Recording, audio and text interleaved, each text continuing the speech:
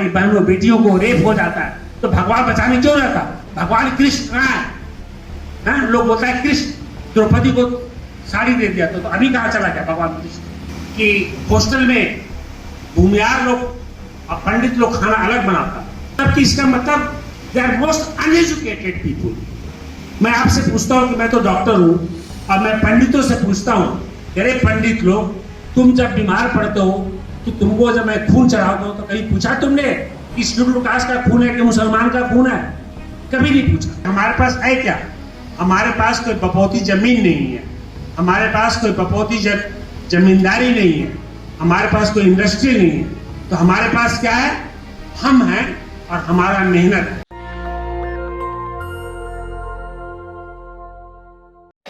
जय भीम, जय संविधान। हमारे मंच पर सारे विशिष्ट अतिथिगण, खास करके राष्ट्रीय सलाहकार सत्येंद्र जी, अजय रविदास जी और मेरे सारे बच्चों जो बिहार स्टूडेंट फेडरेशन के हैं,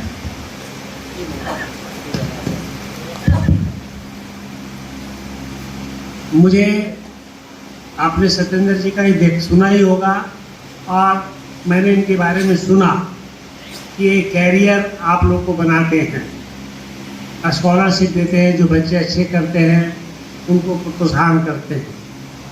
तो मुझे लगा कि ऐसे जगह में मुझे आप लोगों से मिलना चाहिए और इसी कारण हमने इनको कहा कि मैं उन बच्चों से मिलना चाहता हूँ जो अपने कैरियर के शुरू में, और मैं इसलिए मिलना चाहता हूँ, आप हमें इसलिए नहीं देखें कि मैं पद्मश्री हूँ, डॉक्टर हूँ, डायरेक्टर जनरल हूँ। मुझे आप उस तरह से देखें कि जिस घर में आप पैदा लिए हैं उसी घर में मैंने भी पैदा लिया। आप उस ढंग से देखें कि मेरे माँ बाप, आप लोग तो गेहूं का रोटी खाते होंगे, लेकिन मैं मकई का दर्रा खा के पढ़ा। आप सोच नहीं सकते हैं, आप लोग का बिजली होता था, मैं ढीबरी में पढ़ा करता था। 12th तक मैं पैजामा पहनता था, मेरे पास फुल पैंट नहीं थी। इसलिए मैं आपको बताने आया हूं कि गरीबी या कोई भी बहाना आपको आगे बढ़ने से रोकता है। इसके मतलब है कि आप अपने आप को धोखा दे रहे हैं, किसी और को नहीं। ये हम आपको बताना चाहते हैं। अगर आप बच्चे खुद अगर आप सोच लें तो आपको कोई नहीं रोक सकता, ये आप जान लीजिए। और उसका जीता जागता उदाहरण मैं हूं। गांव में रहा, गांव में पढ़ा, ढीबरी में पढ़ा, हिंदी मीडियम में पढ़ा, लेकिन हमेशा सोचा है, घर वालों ने कहा डॉक्टर बनना है, तो मैंने कहा सबसे बड़ा अस्पताल इंडिया में कौन है? तो हमारे गांव में एक डॉक्टर थे भूमियार, उन्होंने, वो रांची से पढ़ते थे, वो कहते थे यहाँ से सबसे बड़ा हॉस्पिटल है जो all India institute of medical. तो मैंने कहा मैं वहीं पढ़ूंगा। इसलिए हमेशा बड़ा सोचना चाहिए।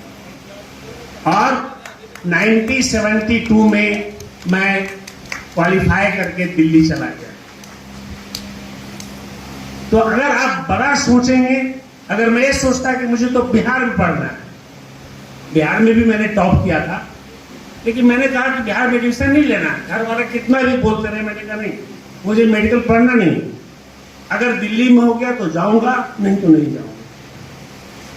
और मेरा admission all India institute of medical science में। तो हम कहानी अपना इसलिए बता रहे हैं बच्चों, तुम लोग को, आप लोग को, कि आप लोग जमुई में हो। जमुई एक शहर है, आप लोग के माता पिता आज आपको ललटेन पढ़ने के लिए, किताबें मिल जाती है पढ़ने के लिए, जा सकते हो।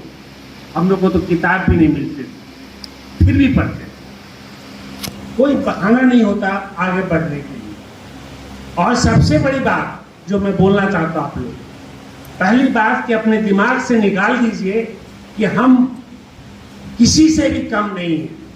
ये दिमाग में आप जरूर रखिए। ये इन्फिनिटी कम्प्लेक्स कि वो उसका बाप बहुत बड़ा आदमी है, हमारा पिताजी तो मजदूरी करते हैं, ये दिमाग में मत कभी रखिए।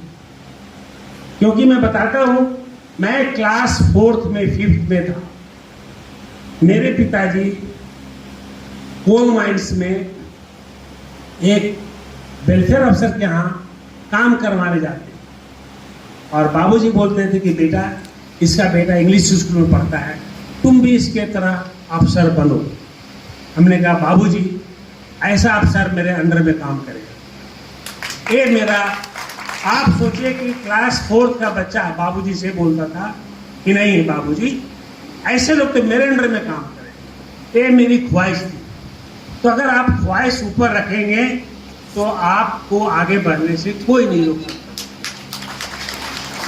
कोई नहीं रोक सकता। मैंने एक पर्ची दिया है, मैं सबसे यंगेस्ट, आप हार्ट सर्जरी का नाम सुने होंगे, लोग यहाँ पर हार्ट सर्जरी करते थे हार्ट को रोक कर। मैंने बीटिंग हार्ट, मतलब हार्ट को चलते हुए बाईपास हिंदुस्तान में लाया, जो नहीं होता।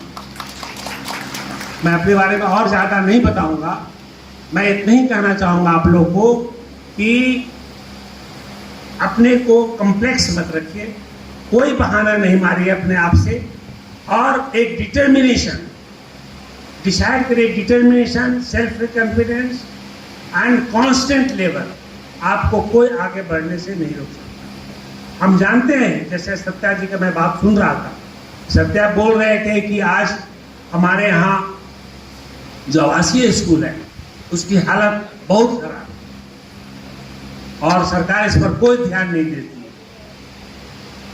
मुझे मालूम है कि हमें सरकार को इस तरह इस ओर अग्रसर करना पड़ेगा, बताना पड़ेगा कि हमारे बच्चे, या तो तुम स्कूल बंद कर दो, और अगर स्कूल आवासीय स्कूल चलाते हो तो हमारे बच्चों को भी उसी तरह का सुविधा दो जिस तरह से किसी आवासीय पब्लिक स्कूल को मिलता है।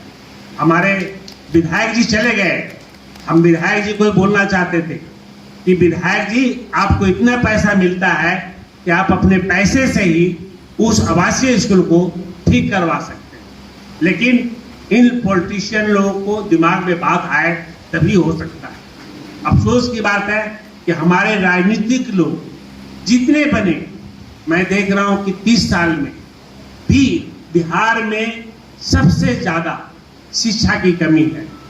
अभी सत्या जी ने कहा कि क्लास 8 तक बहुत से बच्चे नहीं जाते, फिर 10th में बहुत से बच्चे नहीं जाते, और ग्रेजुएट पहुंचते पहुंचते सिर्फ 10% बच्चे पहुंच पाते। और आप ये समझिए कि हमारे पास है क्या, हमारे पास कोई बपौती जमीन नहीं है, हमारे पास कोई बपौती जमींदारी नहीं है, हमारे पास कोई इंडस्ट्री नहीं है, तो हमारे पास क्या है, हम हैं और हमारा मेहनत है। अगर हम मेहनत करेंगे तो हमें आगे बढ़ने से कोई नहीं रोक सकता। ये आप दिमाग में अपना हमेशा रखिए। और मैं बच्चों को भी और लोग जो बैठे हैं कि बेटा और बेटियों में कोई अंतर मत समझो, कभी मत समझो कि मेरा बहन नहीं पढ़ेगी मैं पढ़ूंगा, या मेरी बेटी नहीं पढ़ेगी बेटा को पढ़ाएगी। बेटा बेटी में कोई अंतर नहीं है, कभी अंतर नहीं सोचना चाहिए। और मैं आपको इसलिए बताना चाहता हूं कि हमारी 2 बेटियां हैं, मैं हार्ट सर्जन हूं, मेरी बड़ी बेटी भी हार्ट सर्जन, और आज वो इंग्लैंड में कैम्ब्रिज यूनिवर्सिटी में असिस्टेंट प्रोफेसर, और उसको भारतवर्ष क्यों छोड़ना पड़ा, सरकार की रवैया से। वो ऑल इंडिया में थी, all India institute of medical science में थी, लेकिन जो सरकार का रवैया हम लोगों के प्रति आज जो है समाज में, सारे शेड्यूल कास्ट के प्रति, शेड्यूल ट्राइब के प्रति, मुस्लिमों के प्रति, बैकवर्ड के प्रति, वो रवैया ठीक नहीं है। और आप लोग युवा एक नया नेतृत्व करने वाले, नया लीडर बनने वाले, तो आप लोग को सब कुछ सोचना पड़ेगा। पढ़ाई तो है, अपना कैरियर तो है सबसे पहले इम्पोर्टेंट, लेकिन अपने दिमाग में ये भी बात रखना पड़ेगा कि हम किसी से इन्फिनिटी कम्प्लेक्स को हटाना पड़ेगा, कम्प्लेक्स को पूरा करना पड़ेगा। तो हमने अपने बच्चों को कभी ये नहीं समझा कि मेरी बेटियां हैं। बड़ी बेटी कार्डियक सर्जन बनी बाप की तरह, छोटी बेटी गायनेकोलॉजी से बनी माँ की तरह। उसकी माँ प्रोफेसर थी, डीन थी, और वो भी गरीब परिवार से, लेकिन पढ़ी और पढ़ करके दिल्ली यूनिवर्सिटी का डीन बनी, प्रोफेसर बनी, डायरेक्टर प्रोफेसर से रिटायर। बच्चों, मैं इसलिए कहानी सुना रहा हूं कि हम लोग तुम्हारे ही घर से पैदा लिए, जिस घर में तुम पैदा लिए हो उसी घर में हम पैदा लिए और उसी घर से बड़ा होकर के इस जगह पर पहुंचे। इसलिए मैं आया और सत्या जी कैरियर बनाते हैं, मैं तुम्हारे सामने कैरियर पेश कर रहा हूं कि अपने कैरियर को ठीक रखो। आज कुछ बातें और भी करना चाहता हूं कि आज हमारा जो बिहार की स्थिति है, आपको पता होना चाहिए कि बिहार में 5 से लेकर के 49 तक 50% महिलाएं स्कूल नहीं गई, स्कूल ही नहीं गई। अब आप सोचिए कि हमारे देश में शिक्षा क्या होगा। ये कहा जाता है हमारे परिवार में, समाज में, कि अगर एक लड़की पढ़ ले तो पूरा परिवार पढ़ता है। और आज हमारा सब राज्य सरकार बच्चों के पढ़ाई पर बिल्कुल ध्यान नहीं देता। खास करके अब नीतीश जी का एक नियम है कि क्लास 1 से लेकर के 8 तक बच्चों को एग्जाम नहीं देना। ये अच्छी बात है कि सही बात है, बताइए आप लोग। क्लास 1 से लेकर 8 तक परीक्षा नहीं देना ठीक बात है या गलत बात है? गलत बात इसलिए है कि वही हमारा बेस है, आधार है।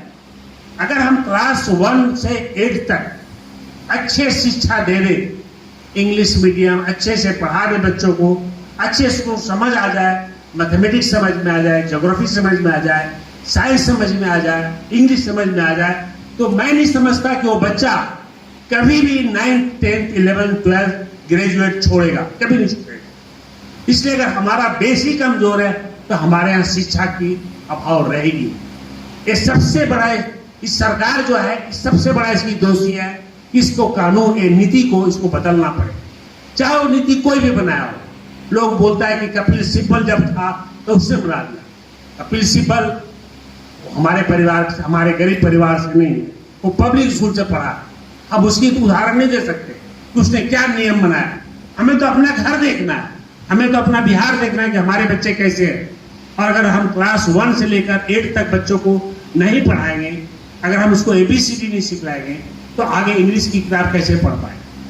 तो ये बहुत बड़ी खामियां हैं हमारे लोगों में।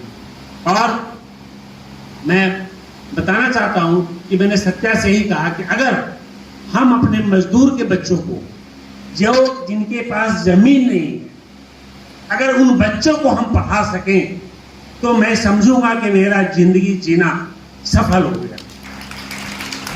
मैं इसलिए नहीं बोल रहा हूं कि आपके बीच में आया हूं, मैं अपना हार्ट सर्जरी छोड़ गया हूं। मैंने सोचा, बच्चे लोग काफी परेशान थे कि पापा कहाँ जा रहे हैं इस समय, आप कार्डियक सर्जरी करिए, एंजॉय करिए। मैंने कहा नहीं, जिस समाज में हमने जन्म लिया वहां के बच्चे क्या कर रहे हैं बेटा, मुझे एक बार देखने दो।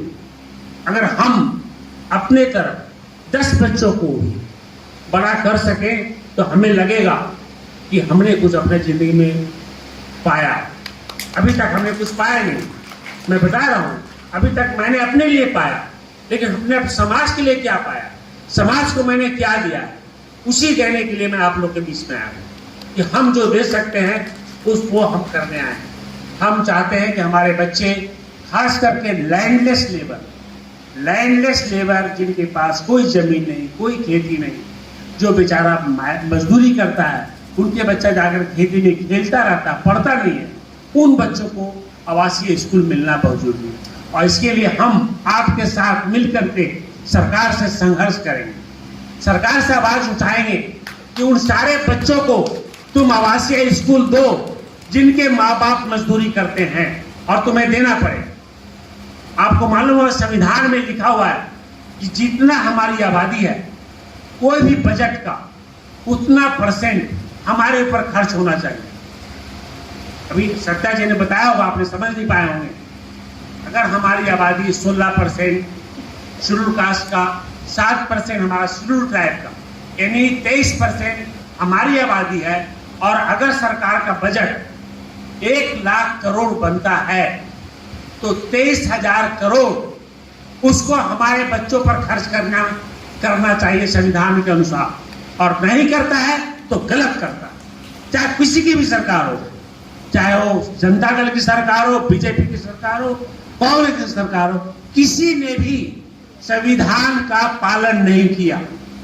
कोई भी सरकार संविधान का पालन नहीं किया कि 23% बजट का पैसा उसको शेड्यूल कास्ट और शेड्यूल ट्राइब पर खर्च करना चाहिए, उसके पढ़ाई लिखाई पर, उसके अस्पताल पर, उसके घर पर, उसको जमीन देने पर और उसको इंडस्ट्री देने पर। लेकिन किसी सरकार ने नहीं सोचा। अब समय आ गया मेरे बच्चों कि हमें, आपको, हम लोग को, सबको आगे बढ़ करके सरकार से छीनना होगा, मांगना नहीं होगा, छीनना होगा, तभी सरकार देगी, नहीं तो नहीं देगी। अगर आप नहीं जागेंगे तो सरकार देने वाली नहीं है। हमें मांगना होगा कि हम तुमसे भीख नहीं मांग रहे, हम तुमसे कॉन्स्टिट्यूशन का अधिकार मांग रहे हैं। हमें, हमारे ऊपर तुम्हें इतना पैसा खर्च करना पड़ेगा बजट में। होता क्या है, बजट बनता है, आप लोग को नहीं मालूम, क्योंकि मैं सरकारी रहा हूं, मुझे मालूम है। रोड बनाया जाता है तो लिखता है कि 16% रोड शेड्यूल कास्ट के लिए बन गया, कुछ खर्च किया जाता है, ब्रिज बनता है, उसमें लिखता है कि 23% शेड्यूल कास्ट, शेड्यूल ट्राइब के लिए पुल बन गया। नहीं, संविधान में लिखा हुआ है कि 23% बच्चा जो बजट है सरकार का, वो सिर्फ हम लोगों के शेड्यूल कास्ट और शेड्यूल ट्राइब के डेवलपमेंट पर खर्च होना चाहिए, जो नहीं हो रहा। और हमें अब एक मुंह से आवाज उठाना पड़ेगा और सरकार को, बिहार सरकार से इस बात को शुरू करना पड़ेगा कि तुम्हें 23% बजट अगर नहीं खर्च करोगे तो हम सरकार को 1 साल में गिरा देंगे। आप लोग का मैं यहां से बात शुरू इसलिए कर रहा हूं बच्चों कि तुम लोग मेरे हाथ हो, पैर हो। अगर हमारे बच्चे जागृति हो जाएं तो कोई भी सरकार हिल जाए, और हमें मांगना नहीं है, हमें छीनना पड़ेगा सरकार से बात करके, ये देना पड़ेगा। क्योंकि आज इतने साल के बाद भी, 70 साल के बाद भी बिहार सबसे गरीब राज्य है। अभी आंकड़ा आया है, 51.5% गरीबी यहां है, जबकि झारखंड में भी 42% है और उत्तर प्रदेश में 37% गरीबी है। तो आप समझिए कि आधा परसेंट, मतलब हाफ लोग यहाँ पर गरीब हैं। गरीब के मतलब उनको खाने के लिए सोचना पड़ता है कि हम शाम को क्या खाएंगे। ये हमारी सरकार की स्थिति है।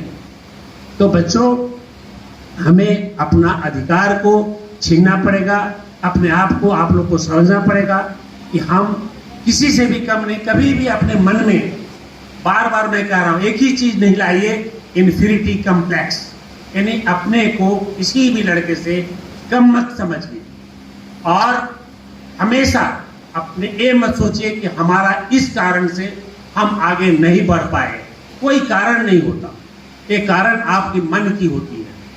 इसलिए मैं 2 बातें, और आपका हार्ड लेबर और आपका डिटर्मिनेशन, ये 3-4 बातें अगर आप याद रखेंगे, आपको कोई नहीं रोक सकता। और आपका हमें सहयोग चाहिए, क्योंकि हम इस अम्बेडकर मंच से इसलिए बोल रहे हैं कि बाबा साहब का लिखा हुआ संविधान आज तक किसी सरकार ने नहीं माना, 70 साल में नहीं माना। बाबा साहब ने संविधान में लिखा हुआ है कि जितना भी बजट बनेगा आबादी के अनुसार, उस बजट का पैसा हमारे शेड्यूल कास्ट और शेड्यूल ट्राइब लोगों पर खर्च किया जाए, ताकि उनका डेवलपमेंट हो। और इसी कारण आज तक 70 साल के बाद भी हमारे लोग का डेवलपमेंट, विकास नहीं हो पाया। और इसकी बात जब तक आप नहीं उठाएंगे, हम सब नहीं उठाएंगे, तब तक सरकार को कोई मतलब नहीं है। सरकार अपना राजनीति करता है, और राजनीति करते करते अपना राज करता है, और स्वर्णों से घिरा रहता है, और स्वर्णों के ही सोचता है, स्वर्णों का ही करता है। तो इन सब बातों के साथ मैं ये भी कहूँगा कि आप लोग जहाँ पर भी हैं, और सत्या जी से कहूँगा कि आप कैरियर के लिए स्कॉलरशिप देते हैं, एक बच्चों में एक ज़रूर एक कॉन्फिडेंस डालिए कि बच्चे अपने आप में और स्कूल नहीं छोड़ पाए। आप लोग को देखना पड़ेगा कि आप जहाँ जिस गांव में रहते हैं, जिस कस्बे में रहते हैं, किसी का बच्चा अगर स्कूल नहीं जा रहा है तो उसका भी आपको रोकना होगा, ये आपको करना होगा। अगर आप पढ़ लिख करके नहीं करेंगे तो उनके माँ बाप को नहीं समझ है कि कहाँ कर पाएंगे, क्योंकि आज का समय जो है वो काफ़ी डिफरेंट है, बहुत ही अलग है। तो आप लोग इस कैरियर को बनाने में, अपने कैरियर को बनाने के साथ साथ मैं चाहूँगा कि जहाँ भी आप हैं उन गरीब बच्चों को एक प्रोत्साहन दें। समय मिले तो 1 घंटा जरूर पढ़ाएं, छोटे छोटे बच्चों को जरूर पढ़ाएं। आपका जितना नॉलेज है, जितना आपको मैथमेटिक्स आता है, जितना इंग्लिश आता है, अगर आप समय का 1 घंटा उन गरीब मजदूरों को देंगे, क्योंकि स्कूल में आज पढ़ाई नहीं होती। नीतीश कुमार जी स्कूल तो बना दिए लेकिन टीचर नहीं है, अस्पताल बना दिए लेकिन डॉक्टर नहीं है। तो इस तरह का व्यवस्था हमारे राज्य में, हमारे राज्य में है उत्तर प्रदेश में। यही 1-2 राज्य है जो पूरे देश में सबसे ज़्यादा आबादी वाला भी है और सबसे ज़्यादा पिछड़ा हुआ भी। और इसका एक ही कारण है कि हमारी महिलाएं पढ़ी लिखी नहीं है। मैं आपको एक कहानी बताता हूँ। पार्लियामेंट में एक सवाल उठा कि देश की आबादी को कैसे कंट्रोल किया जाए। हमारी 4 घंटा की बहस चली कि देश की आबादी को अगर कम करना है तो आप जानना चाहेंगे कि देश की आबादी कैसे कम हो सकती है। देश की आबादी सिर्फ किसी इंजेक्शन और जो भी प्लानिंग कमीशन का है उससे नहीं। अगर हम अपने लड़कियों को पढ़ा देंगे तो देश की आबादी कंट्रोल हो जाएगी। शिक्षा, एजुकेशन, ये पार्लियामेंट में हम लोग का डिस्कस हुआ कंसल्टिंग कमेटी में, और इसको लिखा गया कि अगर हम अपने लड़कियों को, बच्चों को, बेटियों को, बहनों को अगर शिक्षित कर दें तो देश की आबादी अपने आप कम हो जाएगी। और आज देखिए हमारा जो अनएम्प्लॉयमेंट है उसके बहुत से कारण हैं। अनएम्प्लॉयमेंट क्यों है? आबादी। अनएम्प्लॉयमेंट क्यों है?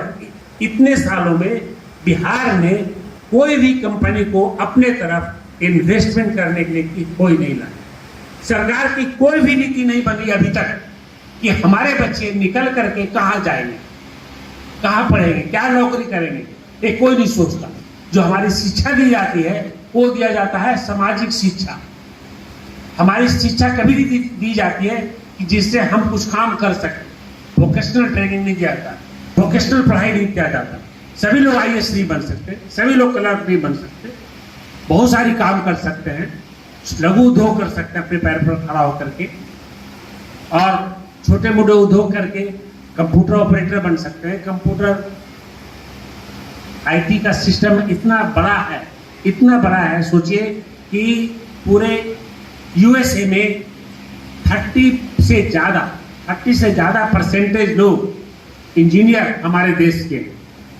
तो इसलिए हमारा जो शिक्षा पद्धति है वो भी गलत है।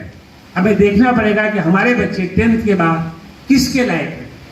नर्स बन सकते हैं, फिजियोथेरेपिस्ट बन सकता है, या कोई टेक्नीशियन बन सकता है, या डॉक्टर बन सकता है, या कोई IAS अफसर बन सकता है, IPS अफसर बन सकता है। सब लोग को एक साथ 10th के बाद BA करने के लिए छोड़ दिया जाता है, वो गलत है।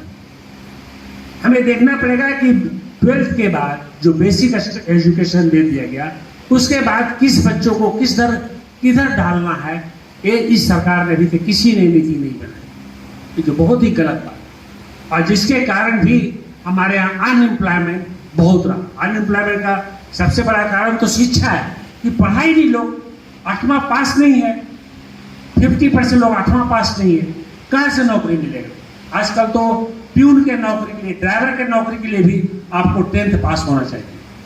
आप जब 8वां ही पास नहीं किए तो आपको नौकरी कहाँ से मिलेगी। इवन जो कॉन्ट्रैक्ट पर गार्ड रखे जाते हैं उसको भी 10th पास होना है। अब आप सोचिए कि अगर आप 10th ही नहीं पास करेंगे, क्योंकि जैसे सत्ता जी ने कहा और सही कहा कि 50% बच्चे हमारे क्लास 8 के बाद छोड़ देते, स्कूल नहीं जाते, तो 10 तक पहुंचते ही नहीं। ये बातें नहीं होनी चाहिए। ये आप लोग को इनकरेज करना पड़ेगा, आप लोग को बताना पड़ेगा उन लोग को कि कैसे जाए। जब तक आप इसके आगे नहीं बढ़ाएंगे नहीं होगा। सरकार के साथ बहुत सारी त्रुटियां हैं, उस त्रुटियों को हम आपसे बात करके तो खत्म नहीं कर सकते, लेकिन हम इतना खत्म जरूर कर सकते हैं आपके माइंड से कि आप अपने आप में अच्छा बनिए और आप अपने आप में एक लीडर डेवलप करिए। लीडरशिप, आप जहां रहिए अपने आप को लीडर समझिए। लीडर मतलब ये नहीं कि आप लीडर करके राजनीतिक में आ जाइए, वो मैं नहीं करता। आप अपने आप, अपने फ्रेंड में, अपने कलीग में अपने आप को सबसे ऊंचा समझिए। हमारे पास, हमारे क्लास में 45 लड़के थे MBBS में, और जब मैं पहली बार, हमारे यहाँ 17 दिन का एक रैंकिंग होता है, उसके बाद पूछा जाता है कि क्या बनोगे। किसी ने नहीं कहा कि हम हार्ट सर्जन बने, लेकिन मैंने पूछा कि सबसे कठिन क्या होता है, सबसे कठिन पढ़ाई क्या होती है। आपने पूछा, मुझे नहीं मालूम, तो कहा सबसे कठिन पढ़ाई हार्ट सर्जरी की। तो मैंने कहा मैं हार्ट सर्जन बनूंगा। उस समय तक मुझे ज्ञान नहीं। किसी लड़के ने, सब लोग हंसे, मेरा टीचर हंसा, फैकल्टी हंसा, क्योंकि हम गांव से आए थे, हमारे पास जूता नहीं था, सैंडल पहन के गए थे, नॉर्मल ड्रेस में गए थे। तो लोगों को लगा कि ये लड़का कहाँ से आया है। इंग्लिश नहीं बोल सकते थे, हिंदी बोलते थे, इंग्लिश हमको नहीं आता, इंग्लिश की किताब में पढ़ना। लेकिन मैंने कहा नहीं, मैं हार्ट सर्जन हूँ, और अपने क्लास में मैं हार्ट सर्जन ही नहीं, मैं अपने क्लास में सबसे ऊंचा करा, ये मैं। तो आप अगर सोचेंगे तो आपको ऊंचा जाने से कोई नहीं रोक सकता मेरे बच्चे। मैं बता, कोई नहीं रोक सकता। कोई एक्सक्यूज नहीं है लाइफ में। एक्सक्यूज आप खुद हो। आप अगर एक्सक्यूज हो तो आप हो, दूसरा कोई नहीं। ये मत बोलो कि मेरे माँ बाप दारू पीते हैं तो मैं से कैसे पढ़ाई करूं, ये गलत बात है। आज से आप सोचिए, मतलब मेरे जन्म 1955 में हुआ, 56 में। उस समय माँ बाप कहाँ ध्यान देते थे कि बच्चे पढ़े कि नहीं पढ़े, फिर भी पढ़ा। तो इसलिए अब तो बच्चे कम से कम माँ बाप पूछते हैं कि स्कूल गया कि नहीं गया। तो ये आपको सोचना पड़ेगा कि हमें क्या बनना है। तो अपने माँ बाप को ब्लेम ना करें, आप इसके लिए खुद जिम्मेवार हैं कि आपको अपने किस में ढालना है, किस में करना है, और आपकी मेहनत, आपका समय आपको ऊंचा ले जाए, आपका डिटर्मिनेशन आपको ऊंचा ले जाए। और बहुत कुछ किताबें पढ़ने की जरूरत नहीं है, मतलब किताब मतलब कि हम कैसे बड़ा बने। आप अपने दिमाग में बना लीजिए कि हमको ये बनना है, उसी डायरेक्शन में जाइए आप, आपको कोई नहीं रोक पाएगा। ये मैं जानता हूँ, ये मैंने देखा है। क्योंकि देखिए, हम लोग जो पैदा जन्म लिए हैं लड़ने के लिए, दीवारों को तोड़ करके ही पार सकते हैं, ये आप जान लीजिए। आप ये सोचिए कि मेरे लिए दरवाजा बना हुआ है, हमको इस घर से बाहर जाने के लिए दरवाजा मिलेगा, नहीं। हम लोग जिस समाज में जन्म लिए हैं उस समाज में हमारे लिए सारे दरवाजे बंद हैं। हमें दरवाजा को तोड़ करके ही बाहर निकलना होगा, ये दिमाग में बना लीजिए। और वो दरवाजा तोड़ने के लिए आपके साहस की जरूरत है, आपकी हिम्मत की जरूरत है, आपकी डिटर्मिनेशन की जरूरत है। जब तक इतना नहीं रहेगा तब तक आप दरवाजा तोड़ नहीं पाएंगे और आगे नहीं बढ़ पाएंगे। क्योंकि जो सामाजिक स्थिति है, बाबा साहब संविधान तो उन्होंने लिख दिया, लेकिन आज भी मैं रास्ता में सुनता आ रहा था, इन लोग पीछे के बोल रहे थे, मैं तो कभी देखा नहीं, कि हॉस्टल में भूमियार लोग और पंडित लोग खाना अलग बनाता। मतलब कि इसका मतलब they are most uneducated people. मैं आपसे पूछता हूँ कि मैं तो डॉक्टर हूँ, और मैं पंडितों से पूछता हूँ, अरे पंडित लोग, तुम जब बीमार पड़ते हो तो तुमको जब मैं खून चढ़ाता हूँ तो कभी पूछा तुमने कि शेड्यूल कास्ट का खून है कि मुसलमान का खून है? कभी नहीं पूछा, कभी नहीं पूछा ना। जब भर्ती होता है तो हम लोग ब्लड चढ़ाते हैं, तो उसको ग्रुप देखते हैं कि कौन सा ग्रुप, ए है, बी है, ओ है, या ए बी नेगेटिव है, ए बी पॉजिटिव, ऐसी पर उसको ब्लड चढ़ाते हैं। जब एक ब्लड, एक शेड्यूल कास्ट का ब्लड तुम्हारे शरीर में चला जाता है, तो तुम्हारे और उस शेड्यूल कास्ट में क्या अंतर? और मैं जहां जाता हूं पंडितों को ये बोलता हूं कि देखो मैं तो हार्ट सर्जन हूं, तुमको मालूम है जो हार्ट का वाल्व लगाते हैं हम, जो वाल्व चेंज करते हैं, वो किसका बना होता है? गाय का हार्ट के ऊपर जो चमड़ी होता है उसका बना, और वही हार्ट का वाल्व तुम्हारे हार्ट के अंदर डालते हैं। तो साला हिंदू मुस्लिम क्या है बताओ? जब उसके हार्ट से तुम्हारी जिंदगी चल रही है, उसी गाय का हार्ट तुम्हारे हार्ट में डाल दिया मैंने, और तुम जिंदा हो, तो हिंदू मुस्लिम क्या होता है? आदमी क्या होता है? कौन बड़ा कौन छोटा? ये बच्चे ये दिमाग से निकाल दो। कोई आदमी साला भूमिहार हो चाहे राजपूत हो, कोई हमसे बड़ा नहीं है, सब बराबर है। एक कम्प्लेक्स निकालो, ये अपने दिमाग से कम्प्लेक्स निकाल दो मेरे बच्चे कि मैं शेड्यूल कास्ट हूं, मैं शेड्यूल ट्राइब हूं, नहीं, मैं बैकवर्ड हूं, नहीं। एकदम कहो कि मैं तुमसे कम नहीं हूं, ये दिमाग में रखो। कोई अपने कास्ट से जन्म से, अगर जन्म उसने ले लिया पंडित के घर में, ये पंडित लोग, आपने एक बात मैं आपको बताता हूं, आप किसी देश में चले जाइए, बड़े होने पर आप पूछेंगे इटली वालों से कि तुम्हारा क्या कास्ट है, तो व्हाट इज द कास्ट? बोलेगा आई एम इटालियन। इंग्लिश को बोलिए तो कहेगा I am English man. German वाला बोलेगा आई एम जर्मनी। एक हिंदुस्तान एक ऐसा है कि पंडित लोग अपने वर्चस्व बचाने के लिए एक जातिवाद का सिस्टम लाया, और किसी देश में नहीं है। कहीं भी आप चले जाइए दुनिया के किसी कोने में, मैं तो इतने साल के नौकरी में करीब करीब ऐसा कोई देश नहीं है, 125 देशों में कम से कम तो हमने 95 देशों का दौरा किया होगा, और कहीं भी मुझे नहीं मिला कि कोई ये बोले, हाँ ये जरूर बोलता है कि वो गोरा है मैं काला, ये जरूर बोलता है। अफ्रीकन को बोलता है कि काला गोरा, लेकिन जाति नहीं। और वो भी आप बिलीव नहीं करेंगे, आज के दिन में जो लिंकन इब्राहिम ने जो गुलामी से आजाद कराया, आज व्हाइट अमेरिकन लोग काला से ही शादी करना चाहते हैं। मतलब खत्म हो गया सिस्टम, मानसिकता खत्म हो गई, मानसिकता जो है खत्म हो गई। लेकिन यहां पर ब्राह्मणवाद उसको खत्म करने नहीं दे रहा है, क्योंकि उसका वर्चस्व है। पंडित लोग, साला पंडित लोग ही ब्रह्म मंदिर का पूजा क्यों कर सकता है? तुमको इतना शौक है तो तुम शेड्यूल कास्ट को बैठाओ, शेड्यूल ट्राइब को बैठाओ, बैकवर्ड को बैठाओ। ऐसे तो मैं पूजा में विश्वास नहीं करता। मैं आप लोग को बता दूं, कोई भगवान नहीं होते, क्योंकि ये आप दिमाग में जान ले, भगवान नाम का कोई चीज नहीं है। पेरियार साहब को पता नहीं आप लोग कितने लोग पेरियार को जानते हैं। उनका एक एक वर्ड, एक एक शब्द चेन्नई में लिखा हुआ है कि भगवान है तो बताए। आखिर में गरीब लोग मंदिर के बाहर भीख क्यों मांगता है? उसको शर्म नहीं आता भगवान को कि मेरे दरवाजा पर रात दिन बैठा रहता है, उसको भीख मंगवाते हैं? तो भगवान है का? भगवान है का? जब मंदिर के बाहर बैठा हुआ आदमी रात दिन भीख मांग रहा है, मेरे दरवाजे पर मेरे पैर के पास बैठा हुआ है, तो भीख मांग। इतने गरीब हमारे बच्चों को, भाई बहनों बेटियों को रेप हो जाता है, तो भगवान बचाने क्यों रहता?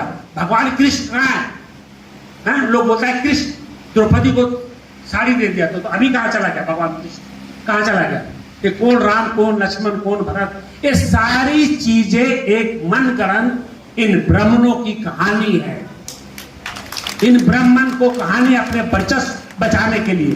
और बच्चों में बताना चाहता हूं आप लोग को एक बात, इसलिए कि इन बातों को आप घर में जाके बात करिए कि बाबा माँ, अगर भगवान होता तो मंदिर के बाहर भीख क्यों मांगता? गरीब लोग बेचारा जब जाते हैं, अभी सावन आ रहा है ना, कोई सारा पंडित कंधा पर लेकर के देवघर नहीं जाएगा, लेकिन सारा शेड्यूल का, सारा बैकवर्ड, सारा आदिवासी लोग कंधा पर लेकर जाएगा, जैसे भगवान शिव उसके घर में आ गए। मतलब पंडित लोग खुद नहीं जाएगा, उन लोग का पंडित खुद नहीं जाएगा, पंडित लोग, कोई भी पंडित। लेकिन आप लोगों को कहेगा सांभर ले लो, वहां जाओगे तो तुम्हारे घर में ये हो जाएगा। अरे पंडित अपना तो देख लो, तुम हमको क्या बोल रहे? हमारा कहने का मतलब है कि कोई ऐसा भगवान नाम का चीज नहीं। सत्य बोलना ही भगवान है, अच्छा कर्म करना ही भगवान है, ये आप जान लीजिए। नेशनल दस्तक की आपसे गुजारिश है कि अगर इसको बचाना चाहते हैं तो नेशनल दस्तक को सब्सक्राइब करने के लिए रेड कलर के सब्सक्राइब बटन को दबाएं, फिर बेल आइकन की घंटी दबाएं। नेशनल दस्तक को बचाने के लिए बहुत जरूरी है कि हर खबर को शेयर करें, लाइक करें, कमेंट जरूर करें।